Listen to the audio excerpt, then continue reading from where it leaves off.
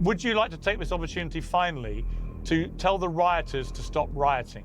Yes or no? Let me make it clear to the people on both sides of the equation, all of my brothers in Islam and all of the Christians and native people of the UK who feel like they're underrepresented. You have more in common with the people you live amongst than you do with these political elites. The people you live amongst love their children and they're struggling to pay the bills exactly like you are. What kind of powder keg are we building here through incompetent leadership in the UK? I'm a mixed race Muslim and I'm pointing out this very obvious truth. The sheer brass neck, frankly, Andrew, of you lecturing me about the truth when you've spent the last week spewing complete fake news bullshit. You told your millions of followers, and it was seen by 15 million people, that it was an illegal migrant who had committed these crimes. Are you prepared to apologise for that lie? Only in the UK do we have a country so insane that we have no border, we don't know who's there, crimes through the roof, nobody's safe on the streets anymore, and then when you point these things out, somehow you're some kind of racist and bad person. No, you're posting complete disinformation. Oh, I'm sorry, it's not okay. Sir. Did I get the wrong stabber? Oh, I apologize. Yeah, you did. Piers Morgan, of course, I got the wrong stabber. Yeah, you did. Piers, be very careful what you say.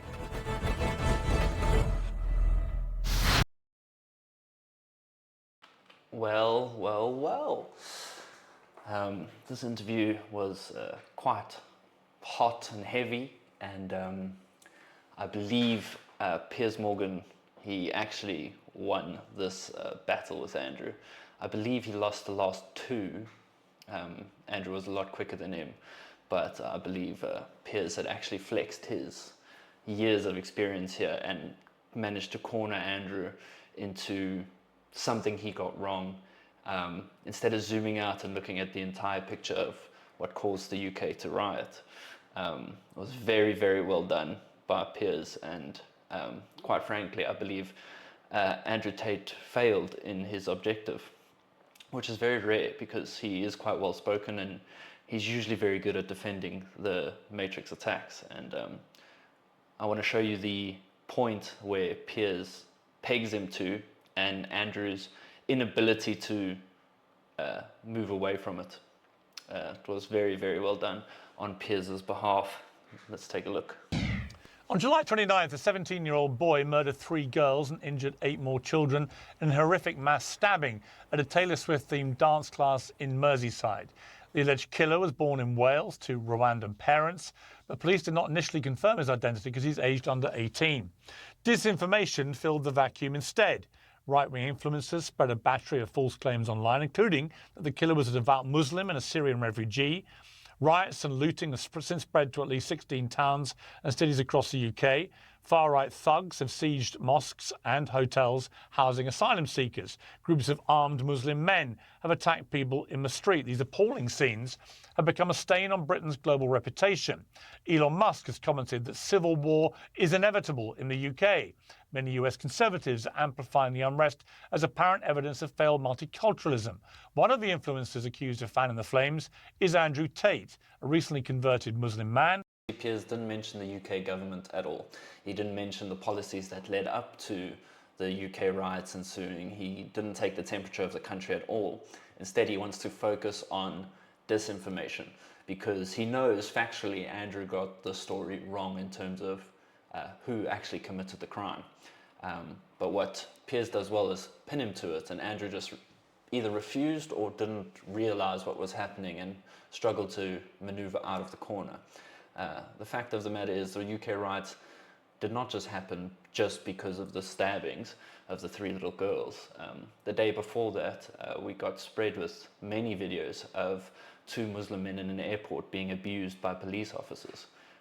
Turns out, when the full video was released, those same 2 Muslim men had broken the nose of 2 female officers just before that. So that clip was sent out in a very generous way to garner sympathy for those men. A week before that, a British soldier got stabbed to death outside of his barracks by an immigrant.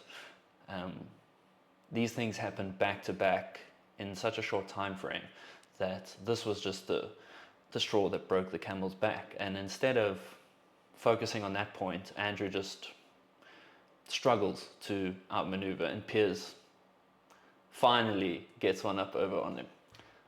Let's carry on watching. It's been a while. It has, and obviously you've, as in fact I'm about to talk to you, Nigel Farage, who is now a member of Parliament in the UK and who's been saying some very inflammatory things in the last week or so about these riots, has blamed you, named you in a radio interview as for... This is also rather upsetting because Nigel Farage has run his whole new reform campaign on anti-immigration and old school British ethics and, you know, make Britain great again, make masculinity great again. And then the first opportunity he gets, he uses Andrew Tate as a scapegoat. And instead of addressing the core points, Piers earlier on this year in an interview with Jordan Peterson mentioned what a snake Nigel Farage is for something he did to him personally. Nigel Farage. You know, I used to get on well with Nigel, but I discovered to my personal cost he's a treacherous little snake. And my first thought was, yeah, I could see why you would say that, but perhaps not.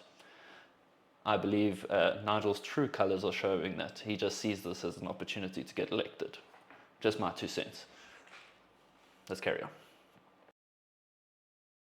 The person who spread the disinformation, which he then believed. I want to start by playing a clip of a video you posted to Instagram, I think it was, on the 29th of July, that you posted to various social media platforms, in which was your response to what had happened. So an undocumented migrant decided to go into a Taylor Swift dance class today and stab 6 little girls. That's right, somebody arrived in the UK on a boat. Nobody knew who he was. Nobody knows where he's from. The media is, of course, hiding the fact that this is a 17-year-old male. They don't want to highlight how ridiculous it is that we allow military-aged males, combatants, to flood our shores. I don't see any protests in the UK. I don't see anybody complaining. Nobody's outside of the school. Nobody's outside the police station. The soul of the Western man is so broken that when the invaders slaughter your daughters, you do absolutely fucking nothing. So, while he may have got the details of the story wrong, Piers refuses to acknowledge the point of what he's saying, is that at what point do we as citizens, whether we're British, we're American, or we're South African, stand up for what we believe in and for what we deem to be right? 3 little girls getting stabbed at a Taylor Swift dance class is, if that's not a line where you get angry and you finally decide you have enough, how far are you going to be pushed? If that isn't the line where we say enough's enough, to hell with this government, to hell with this prime minister, when will the line be drawn? And I don't think that line has to be shrouded in racism or painted in racism like it's being purported by the media now, that everyone who is upset is a far right-wing thug, a racist, a Nazi. Piers, you'll see, dodges the entire point, and he does it willingly. He's not a silly individual. He dodges the point and focuses on the one thing that Andrew got wrong. Now that video has been viewed 15.1 million times. X limited the post's visibility because of its rules on hateful conduct. But the bottom line, Andrew, is that almost everything you said in that video was completely untrue. And yet it was apparently seized upon online, spread wide and far, and made people believe what you were saying. So my question for you off the top here is, why did you race to spread such woeful disinformation, given the massive following you have, and encourage people to take action against a caricature and description of who had perpetrated this, which was simply untrue? Well, firstly, I'll start by saying I didn't know Nigel Farage said those things about me, which is a shame because I'm actually a fan of him. I think he's trying to do the right thing. I also understand in his political sphere, sometimes he has to hang other people out to dry to save himself because he's getting heat also. Secondly, I'll argue with you about the fact that everything I said was untrue. I think the only thing I said that was untrue is that perhaps he was undocumented. It was a 17-year-old male. It was a migrant. He did kill little girls. And advocating for people to stand outside and make it clear that they're unhappy with what happened is not a dangerous ideology. We live in a democracy where we have the right to protest and the right to make it clear when our voices are not heard.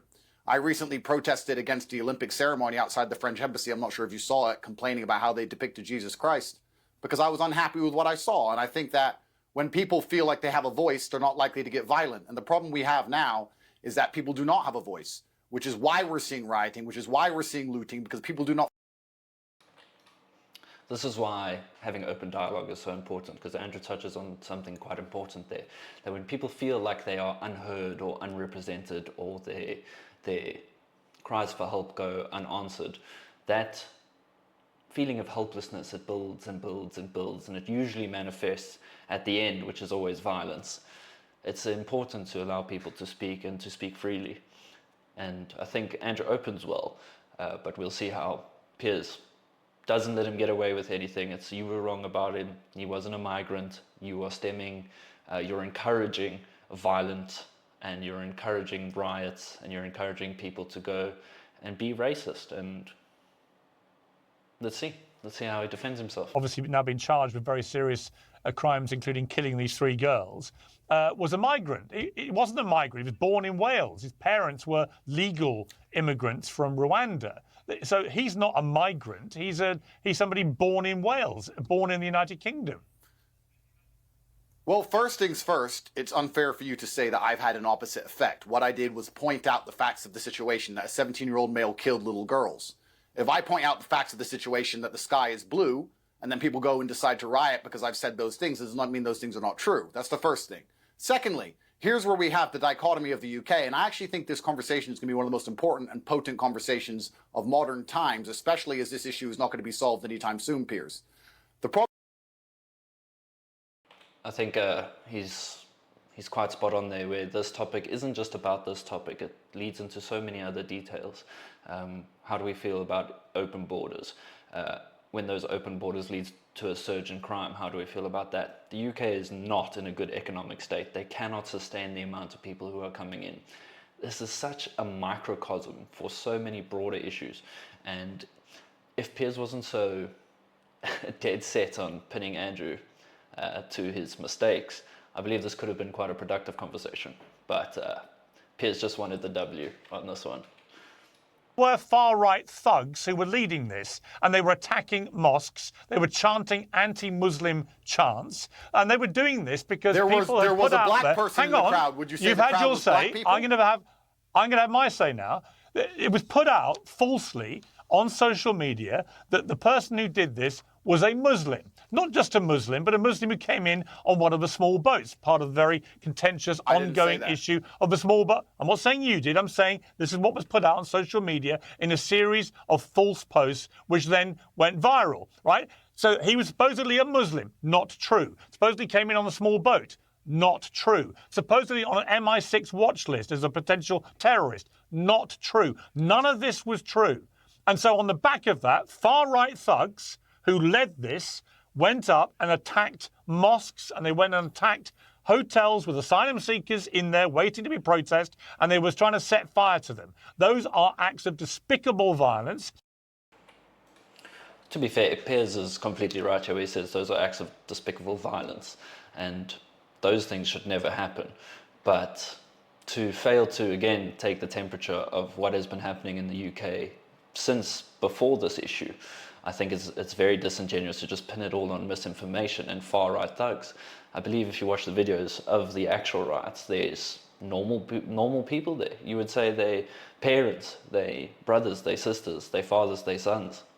They are fed up with a government that has refused to listen to them for so many years. Since Brexit was supposed to fix the immigration issue. I guess it didn't. So frustration has boiled over, and within everything, with every situation like this, whenever there are riots, you always get bad actors that potentially lead the charge. And it's usually a handful of people that cause most of the violence. To label everyone who was at a protest, protesting against the government's handling of a situation that is despicable, is just so disingenuous. And Piers, he's so frustrating when he does this, because he's trying to virtue signal so hard that I'm not a racist, I believe in good immigration, rather than just being upset that 3 little girls died and taking the broader picture of that and what led to it. But again, I think this was more of a personal vendetta against Andrew, because Andrew had, you could say, shown him up on the previous interviews. But this one, Piers is like, I've got you and I'm going to nail you. Well, I mean, the sheer brass neck, frankly, Andrew, of you lecturing me about the truth when you've spent the last week spewing complete fake news bullshit is breathtaking, right? And also, I would say you've also been spewing stuff that is blatantly racist. On the 1st of August, you posted a cartoon saying, typical man from Cardiff. Let's look at that cartoon. This has had 11 million. This is what the media and Piers has taken the biggest issue with. This, again, you can see Piers is not letting Andrew get away from this, that this is who committed the crime, when in actuality it wasn't this particular image. But this particular image is not wrong in the sense, it's wrong in this scenario, but it's not wrong in the broader context of what's happening in the UK. Boats are arriving every day with immigrants, mainly military-aged males. That's true, so why don't we talk about that? Why don't we stop the boats, and then this won't happen? And what happens when these men come into these countries? We don't know. The government doesn't know. But if you look at some statistics, you'll see that perhaps they're there to commit crime, because what sort of life awaits them? It's not jobs. The UK's economy is in shambles. You're not going to go there and find a job. So while this picture is wrong in this particular case, it is not wrong in the broader context. But Piers just refuses. It's Andrew's wrong. I finally have him. Let me nail him. Million views.